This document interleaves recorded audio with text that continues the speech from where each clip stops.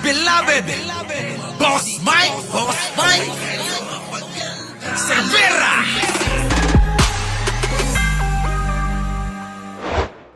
Si Attorney Christine Ito, mga kababayan ko. Dahil gigil na gigil sila kaya Attorney Cristina Conti, mga kababayan ko, ito nire-red tag nila. bubulgar sa inyo. Si Attorney Cristina Conte po ay hindi ordinaryong abogada. Abogada po siya ng Communist Party of the Philippines at ang kanyang operation ay para ipagtanggol ang NPA at ang NDF. Napansin nyo ba, mga kababayan, nire-red tag nila na isang komunista, ito pong si Attorney Conti. Pero po, kung pagkakaisipin yung maigi, etong mga nagsasalita na ito, lalong na itong kalbo na hindi nagsusot ng wig tulad ni Marcoleta. Di ba? Lalong-lalo na ho yan. Oo, si Ka Eric, na kalbo na hindi nagsusot ng wig tulad ni Marcoleta tsaka yung anak niya na isa pang Marcoleta. Aba mga kababayan ko Oo. Abay nire-red tag bilang isang komunista itong si Attorney Conti. Pero isipin yung maigi.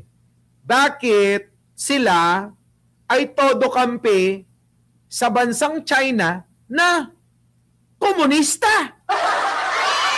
Tao pa mo ha. Hindi nyo ba napapansin yan? Di ba? Tuloy. At ang kanyang grupo ay pinapangalanan na NUPL. Yan. Ah. Kaya pala sinasabi mo, isama na ako. In the next few days po, hindi lang si Senator Bato yan ang gusto ni Senator De Lima at ng iba nilang mga kaanib, gusto nila pong ubusin ang mga kalaban nila sa politika. The IL Hindi! Natatakot kayo kay Attorney Conti, ano? Takot na takot sila kay Attorney Conti. Wala! Anong magagawa? Anong magagawa kung may na si Bato? Si Boy 10K, mga kababayan, natatakot din to mga pro-China na to. Yan ang sinasabi ko sa inyo. Galit na galit sila, mga kababayan, sa mga ganyan. Gagawin nilang propaganda na pan-red tag sa mga kaaway nila sa politika. Tapos, mga kababayan, abay todo sup-sup naman sa mga tumbong ng mga tsekwa. Kita nyo? Ganito po itong mga tao na ito, tignan nyo ho ito. Yan, yung mga yan, naging, Department of Foreign Affairs, itong si Kawatano, na todo sup-sup sa tumbong ng mga tsekwa. Putik na yan, mga kababayan. Tapos gagawin nila, i-red tag nila bilang komunista, yung pong mga taong kalaban nila. Ang kinakampihan naman nila, bansang komunista. Tao pa mo ha. Diba? Anong logic nun? Hindi ko magets, mga kababayan, bakit gano'n, Diba? Yan, mga kababayan, kaya kayo pagkakaisipin yung maigi. Huwag ho kayong basta-basta Diba?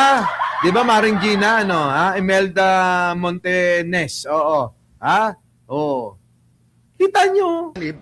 Gusto nila pong ubusin ang mga kalaban nila sa politika. The ILPS was created by Communist Party of the Philippines at ginawa siya na International Alliance. Ang ILPS was part sa mga nagtulak para mabuo ang ICC. Kita nyo, mga kababayan ko? Ano naman ngayon? Di ba? Ano naman ngayon, kalbo? Hindi ako nagnakaw.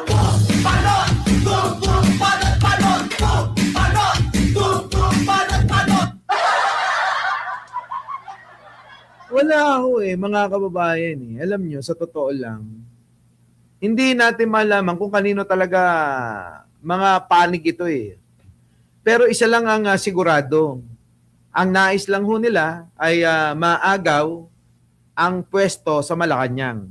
Mapatalsik si Pangulo at ipapalit nila si Sara Duterte na isang luka-luka.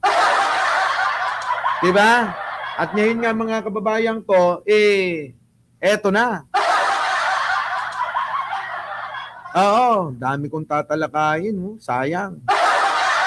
Haba ng talakayan natin. Eto na mga kababayan ko. Pasok. Yari kayo ngayon. ICC. Ano naman kung gumawa sila ng paraan, karapatan naman nila yun. Wala naman bawal ho doon.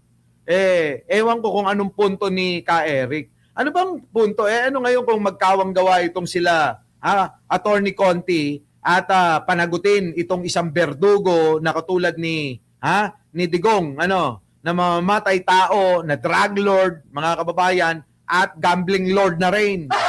Di ba? Ito, mga kababayan. Pasok!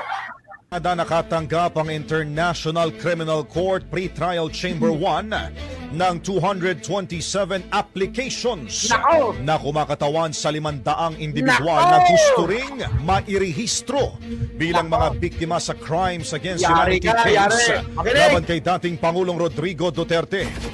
Saklaw po ng kaso ang mga pagpatay at tangkang pagpatay sa Davao City mula November 2011 hanggang June 2016 at sa buong Pilipinas mula June 2016 hanggang March 2019. Nako, eto, mga kababayan, eto tignan nyo, ang sabi dito, mga kababayan, marami hong dumalo na mga aplikasyon para po singilin si Digong. Diyan po sa ginawa ng mga DDS diyan sa Davao. Yung Davao Death Squad. Ngayon, mga kababayan, hindi nyo ba napansin bakit dumadami? Nagkakaroon na ho ng pag-asa itong mga nananahimik na natatakot kay Duterte. Baka sila'y balikan para ipapatay. Ngayon eto, dahil nga po rito, siya hindi na ho mapagbigyan na makalabas pa si Duterte, dumadami na ho at lumakas ang loob.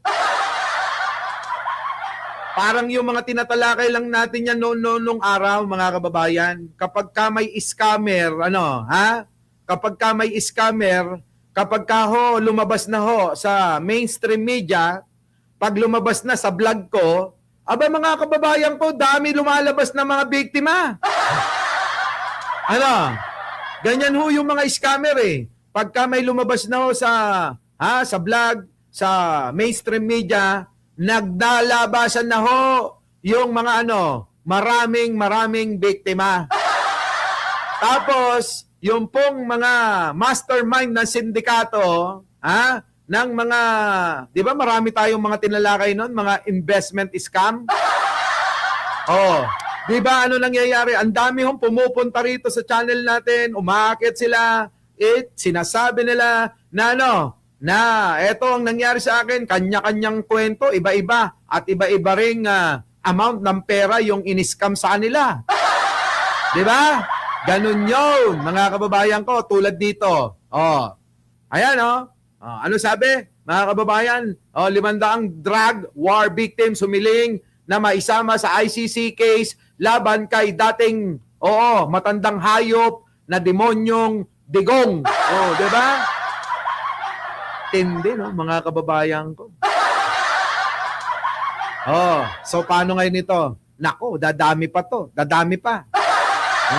Mananatiling confidential ang pagkakakilanlan ng mga aplikante dahil sa sensitibo ang mga kaso.